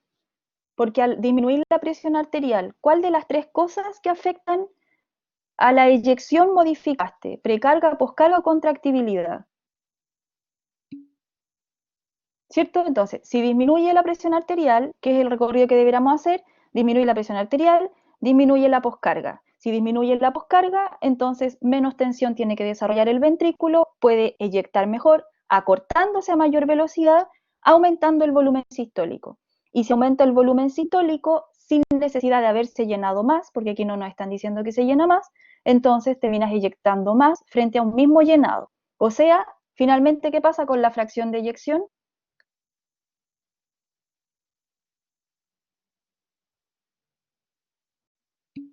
aumenta. Correcto. En esta condición no se mantendría constante, sino que aumenta.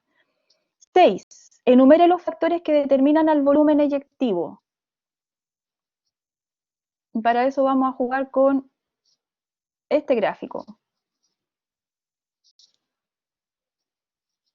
que ya lo hemos estudiado, ¿cierto, harto? Yo sé que ya están lateados con estos tres conceptos.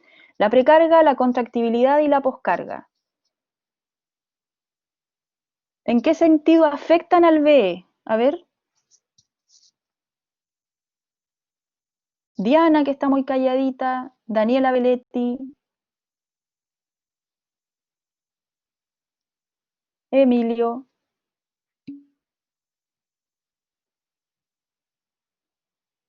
Ya. Más precarga, más VDF, más VS. Correcto. Con poscarga, ¿qué decimos, Diego?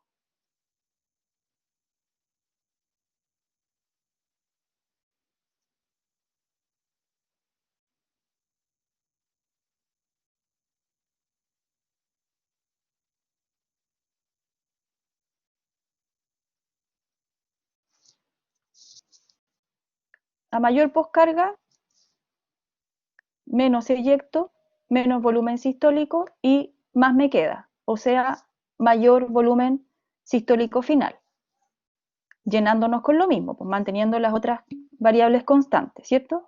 Y con la contractibilidad, si las otras dos variables se mantienen constantes, nos llenamos con lo mismo, pero como hay mayor acortamiento y a mayor velocidad, eyectamos más, así que aumenta el volumen sistólico y disminuye lo que nos queda, así que disminuye el volumen sistólico final. Esas cuestiones se van a preguntar sí o sí, así que apréndanlas anótenlas por ahí, esas relaciones. ¿Qué condiciones deben cumplirse para que un aumento de volumen eyectivo implique necesariamente un aumento de inotropismo?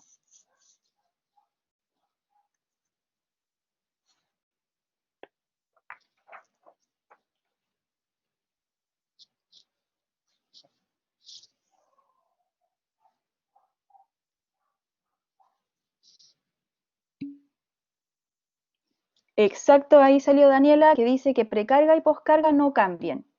¿Cierto? Correcto. Y aquí, ¿por qué les dejo este gráfico? La Dani.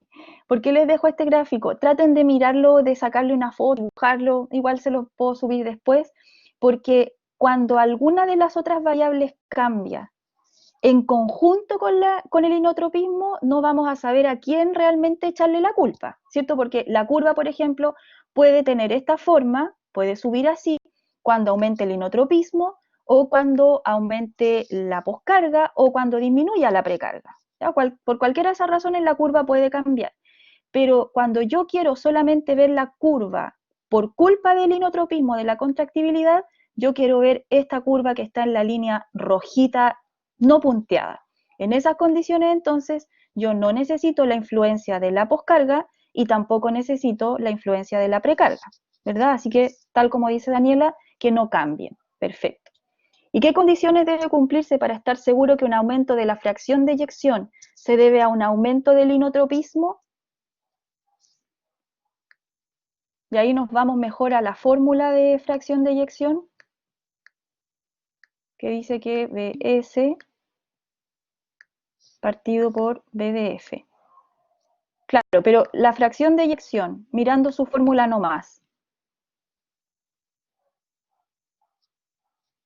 ¿quién debiera o más bien, quién no debiera cambiar en la fórmula de la fracción de eyección para yo asegurar que el aumento del BF, correcto, Diego, o sea, cuando yo me llene con lo mismo, es decir, la precarga se mantenga constante y en cambio aumente el volumen sistólico, entonces yo voy a estar segura que no eyecté más por haberme llenado, sino que eyecté más por el inotropismo. Perfecto, así que el volumen diastólico final o la precarga se debiese mantener constante para asegurar que el FE es por contractibilidad.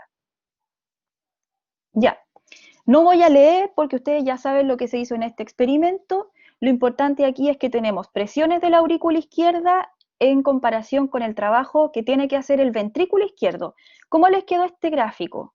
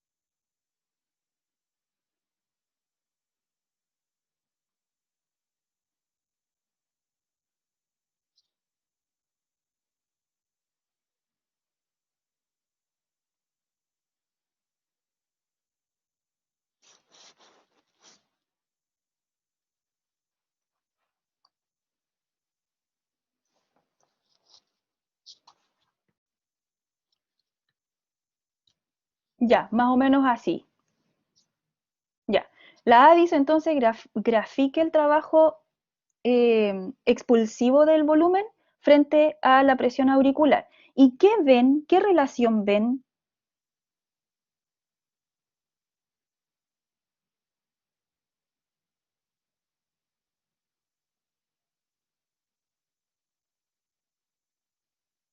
¿Qué tiene que ver la aurícula izquierda con el trabajo izquierdo del ventrículo? ¿Qué piensan ahí?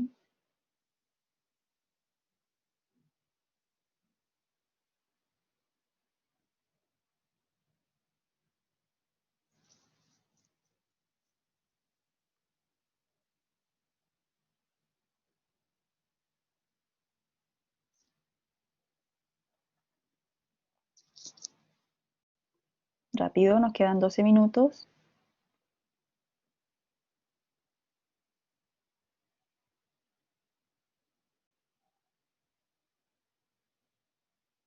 ¿Por qué un aumento de la presión podría llevarnos a aumento del trabajo eyectivo?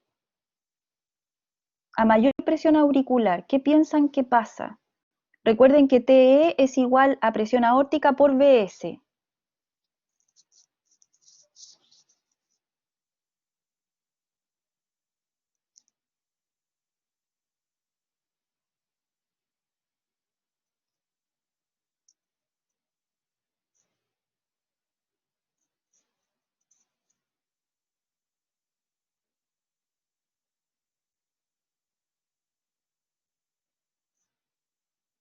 ¿Diego? ¿No? ¿Antonieta?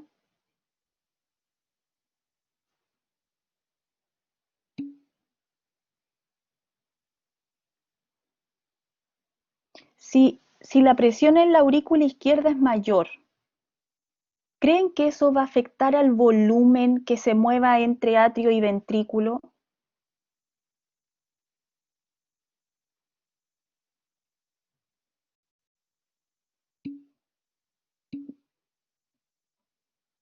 ¿Se va a mover menos volumen o más volumen? Daniela, piénselo bien.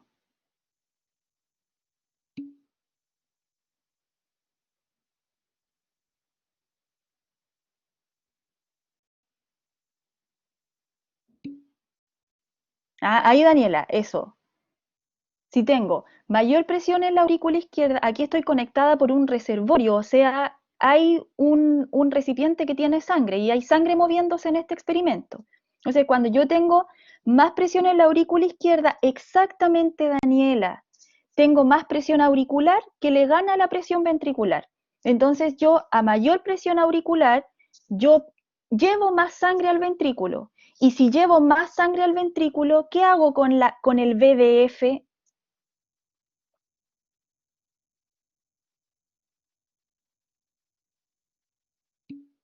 Ya, perfecto. Y si aumento el BDF, nunca piensen que me estoy superando la LO, por favor. Solamente cuando yo se lo diga, me mantengo hasta la LO. Si yo aumento el BDF, ¿qué va a pasar con BS?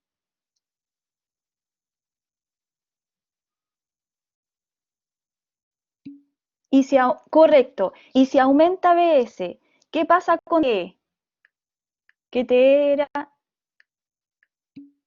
presión aórtica por volumen sistólico. ¿Cierto? Entonces, correcto, dice Luis, exactamente. Entonces, pasa aquí algo parecido a lo que pone Otto Frank y Ernesto Starling. ¿Hace la aurícula izquierda en este experimento el efecto como, entre comillas, Frank Starling? ¿Cierto que yo veo que sí? Porque a mayor presión de la aurícula, más llena. Y si más se llena, más VDF y más precarga. Y si más precarga y más VDF, aumenta el volumen sistólico y eso hace que entonces hasta 20 más o más, ¿cierto? Exactamente. Alguien me borró. Y eso hace que aumente el volumen sistólico y que aumente el trabajo expulsivo. Ya, perfecto. ¿Qué relación hay? Sí, yo lo tengo aquí, parece. Así más o menos quedaba.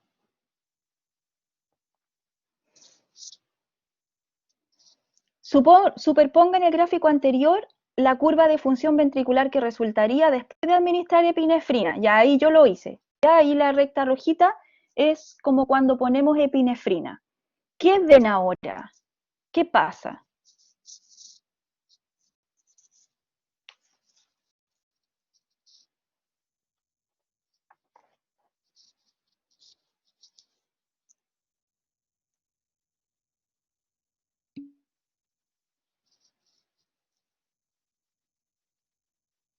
Aumenta la TE a menor presión.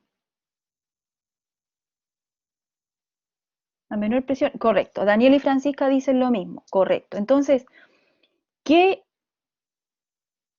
nos quiere decir eso? ¿Qué hizo la epinefrina? Necesité llenar tanto para aumentar mi volumen sistólico y aumentar ATE. Correcto, ya, están mirando bien entonces. Entonces, administrar la epinefrina a la catecolamina efectivamente me dice, mira, no necesitaste llenar tanto como cuando aumentabas la presión en la aurícula izquierda, aquí son experimentos distintos obviamente, no necesitaste llenar tanto, pero eyectaste un volumen sistólico bueno igual y eso aumenta el trabajo de eyectivo, de eso nos habla el trabajo eyectivo, ¿cierto? Y sabemos que la epinefrina tiene un efecto inotrópico positivo. Nunca olviden en todo caso que el efecto inotrópico uno lo puede ver en el ventrículo y también lo puede ver en el atrio. En este caso estamos preguntando por la curva de función ventricular, el trabajo ventricular. Y la última, ¿qué relación hay entre inotropismo y trabajo expulsivo? No sé si es la última, no, me queda otra. Directamente proporcional a Antonieta, ¿cierto? Cada vez que aumente el inotropismo va a aumentar el volumen sistólico y si aumenta el volumen sistólico aumenta el trabajo expulsivo.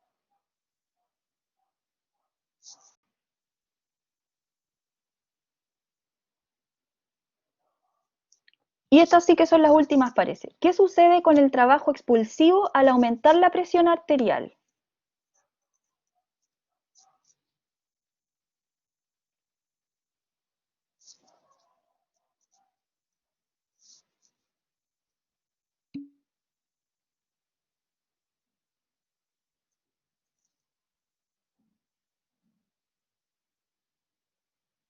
¿No cambia? ¿Están de acuerdo los demás?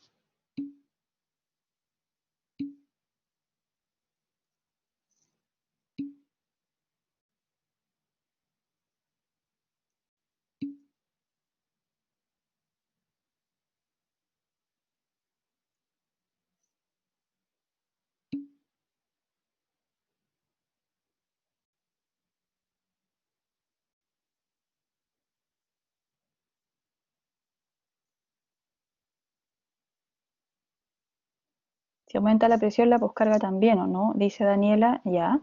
Aumenta según yo, pero siempre y cuando estemos antes de LO o no. Aumenta, dice Daniela.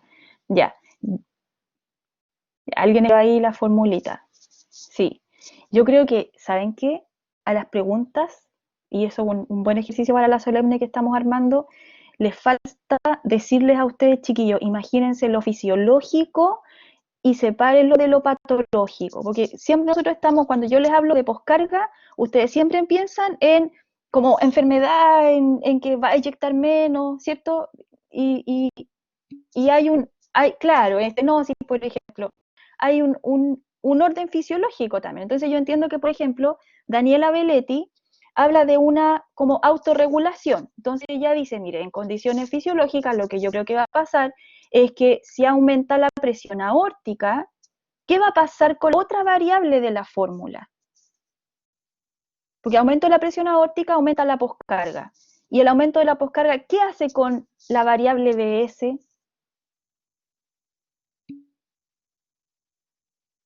¿En serio, Antonieta? Si aumenta la poscarga, ¿eyecto más o eyecto menos?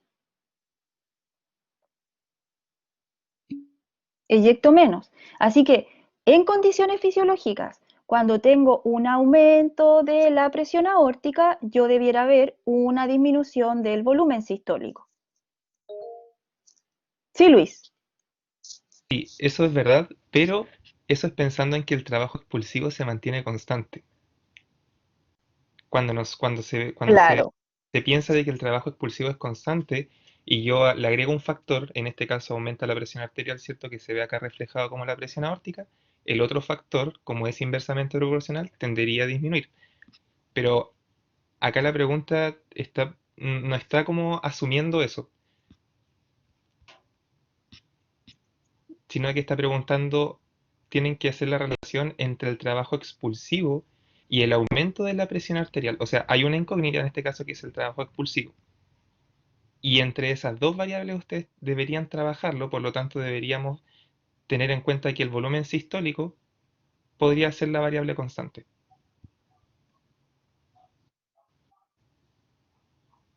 ya, y entonces ahí el trabajo sería, Aumenta. ya, si es que ves al volumen sistólico como constante. Quedaría como algo así, mira.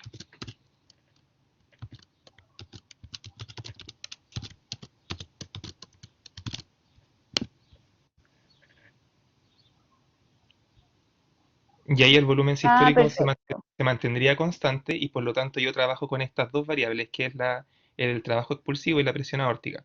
Entonces, el enunciado me dice, la presión aórtica o la presión arterial en este caso aumenta y como son directamente proporcional, el trabajo expulsivo tendería a aumentar. Exacto. Y si queremos asumir, como dice Daniela Belletti, que el trabajo expulsivo, que él se mantenga constante, entonces deberíamos tener un aumento de aquella y proporcionalmente una disminución en el volumen sistólico, si es que Claro. queremos que ya se mantenga constante. Y en este caso tú quieres que el volumen sistólico se mantenga constante, sí. O sea, depende de la mirada que le demos Ujú. y de qué variable es la que sea constante, pues. Sí, estoy de acuerdo contigo, Luis. Ya, entonces les prometo que en la prueba y en la pregunta vamos a decir quién se tiene que mantener constante para que no quede como a criterio de cada uno. ¿Qué condición debe cumplirse para estar seguro que un aumento del trabajo expulsivo se debe a un aumento del inotropismo? Siento que esta pregunta ha redundado como 3 veces, pero ¿qué dirían?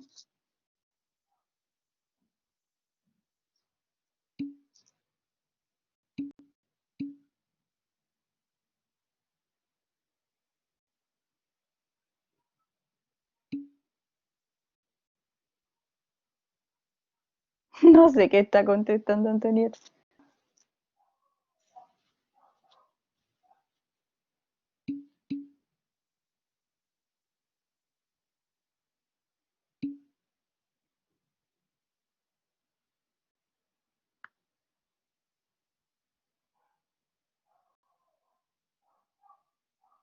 La precarga, a ver, dice Antonieta la presión aórtica. ¿Qué tiene que pasar Antonieta con la presión aórtica? Y Daniela que también propone la presión. Y Daniela Leti también propone, no, Daniela para la precarga.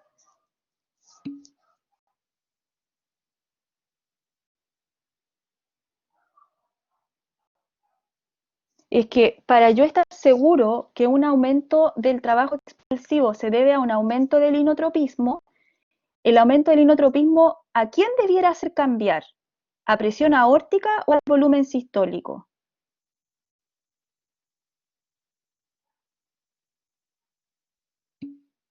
Al volumen, ¿cierto, Diego? Entonces, si yo quiero estar seguro que un aumento de TE es solo por BS, que es como el juego que estaba haciendo Luis, ¿qué debiera pasar con la presión aórtica?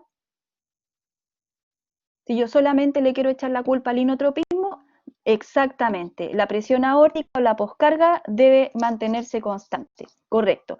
Y lo otro que dice Daniela Belletti también es importante, nunca olvidemos la precarga, porque un aumento de la precarga también nos podría llevar a un aumento del BS. Entonces, debiese mantenerse la presión aórtica constante, que es la que aparece en la fórmula, pero aquí la precarga no está en la fórmula, pero yo no me la puedo olvidar. Y la precarga no debe haber aumentado para que descartarla a ella como posible gatillante de un aumento del volumen sistólico. Ya, se acabó y fue 2 minutos más. Gracias, chiquillos, por la asistencia. Luis, muchas gracias por la participación. Ha sido súper buena tu asistencia, Luis, tu presencia. Chiquillos, eso tenemos que ponernos de acuerdo, Diego y Daniela. Grande Lucho. ¿Cuándo vamos a hacer el test? Yo creo que debiera ser el jueves. ¿Qué dices tú, Diego? ¿Están como para hacer el test el jueves en la noche, tarde?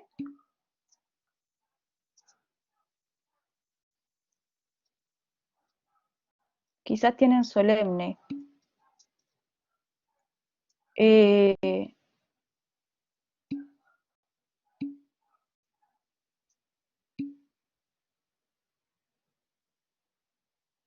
Uy, qué mal que no sepan.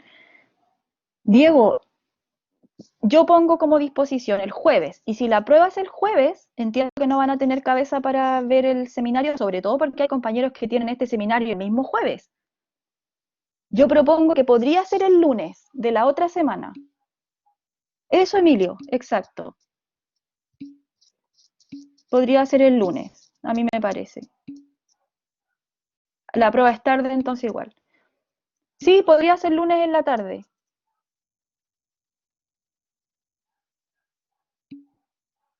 Ya me voy a comunicar con Marcelo Aravena para que a través de él entonces me den una respuesta definitiva. Sí, podría ser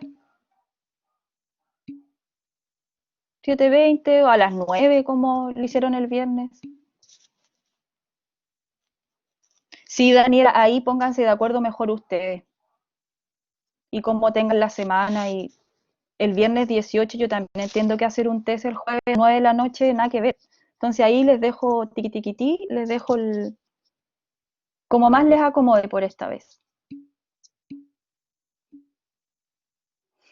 Sí, bueno, si lo quiere ver como una previa. De nada, Antonieta. Ahí me avisan, ¿ya? Ya, chiquillos, cuídense. Nos vemos el miércoles. Gracias por venir. Chao, Benjamín, cuídese.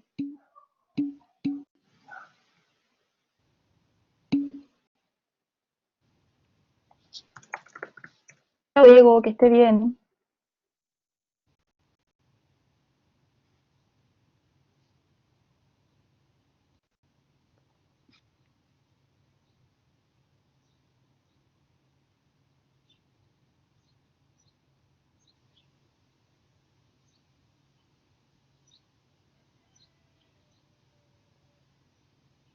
Ya, Luis, ¿me escucha? ¿Escucha? Sí, ya, súper.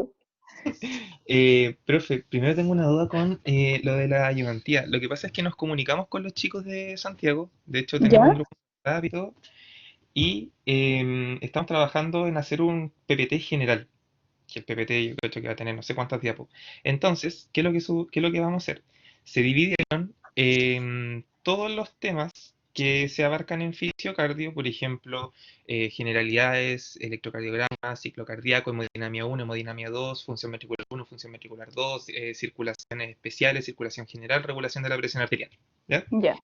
Y por sede, cada ayudante tiene encargado desarrollar ese tema. Entonces, por ejemplo, acá en Conce yo voy a tomar electrocardiograma y voy a tomar función ventricular.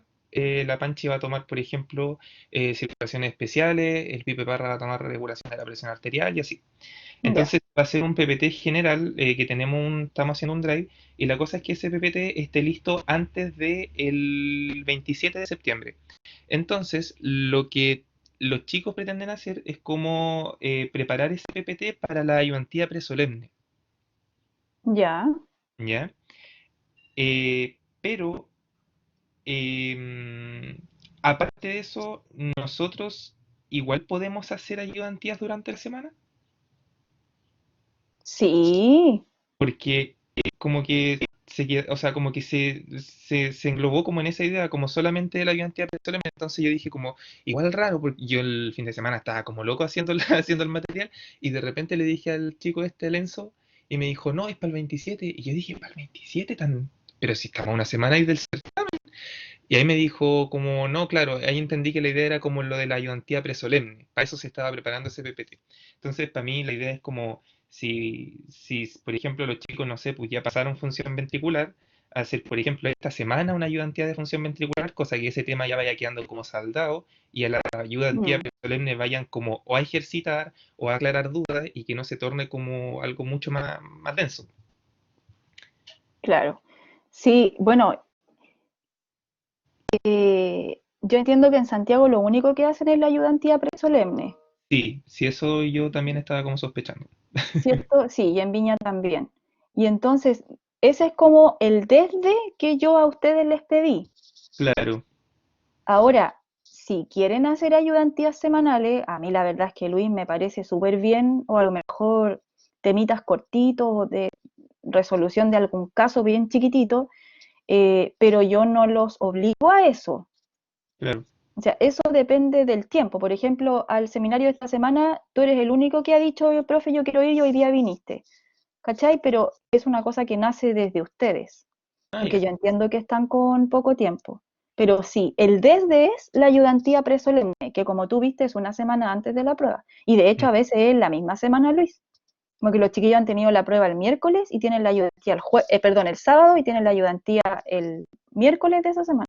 claro. Oye, espérame que se me Eh, está descargando el compu. Espérame un poquito. ya.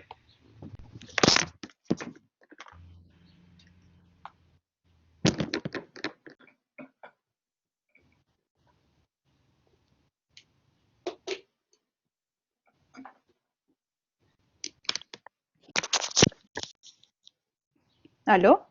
¿Aló? Oye, Ya. y al final esa ayudantía o ese PPT va a ser como un PPT de los típicos gráficos, como un PPT de materia, digamos. Claro. Sí. Sí, entonces, por ejemplo, Ya, yo de función ventricular puse, por ejemplo, el gráfico de Frank Starling, este gráfico que es como un cuadrado, como con los bordes como circulares, que me explica el tema de la contracción isovolumétrica, la apertura de la válvula aórtica, el aumento de exacto. presión, ya. Eso es como lo clásico, entonces se busca como recopilar eso. Entonces, encuentro que es bueno lo de la ayudantía presolemne, y sí, el semestre pasado surgió efecto, fue por algo. Pero igual me interesaba ver la posibilidad de hacer las ayudantías semanales, porque igual yo decía, los chicos, por ejemplo, esa semana, porque va a ser como literalmente una semana antes de la solemne, entre ir a la ayudantía y entre generar su propio autoestudio con lo que ellos notan que está más o menos, que están más o menos, por ejemplo, deficientes, yo creo que van a preferir mucho el autoestudio. Entonces por ahí quizás no tengamos tanta convocatoria. Entonces Mm, yo por eso prefería ir como matando la materia de a poco, y la ayudantía presolemne igual va, pero como trabajar la materia desde antes, para como ir claro. moldeando y llegar como con la misma idea. Igual a mí me parece súper bien. Sí, así que eso lo tengo pensado, igual, o sea, está más o menos denso el semestre, pero no, si se organizando, si yo le dije, si uno se organiza, uno tiene Mm. harta posibilidad de hacer Ahora, cosas. lo otro que a mí me da susto es que los alumnos no respondan a eso. ¿Cachai? Mm, O sea, tuviste la cantidad que tenía conectado. Los chiquillos son 25. sí, sí, eso me decía, el Emilio me habló por interno, me dijo, me dan rabia estos hueones, me dijo, porque hacen las cuestiones para uno y ni siquiera vienen, por último, conéctense. Sí, pues es Y yo que le, Luis, no y yo le entiendo eso. dije, una grosería, y estamos grabando. ¡Oh!